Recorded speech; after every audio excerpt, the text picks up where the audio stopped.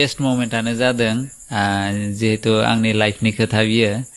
आङो जेब्ला मिथियो कि आंनि थाखाय सोरबाया गावनि जिउखौ बावनो हायो आङो सानाखैमोन कि आंखौ सोरबाया एसेबां मोजां मोनो आंखौ एसेबां अनो ओमफ्राय आंनि थाखाय गावनि जिउखौ बावनांदों बेबो क्रुसाव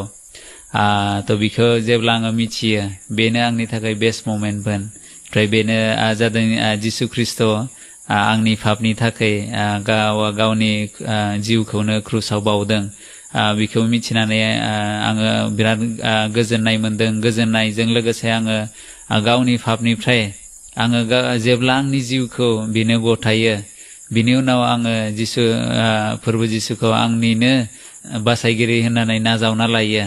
बेनो आंनि जिबननि सबसे बेस्ट मोमेन्टआ बेनो आङो आरो बिनि थाखायनो आङो बे संसाराव जेसेबां दुखु सुखु फैगोन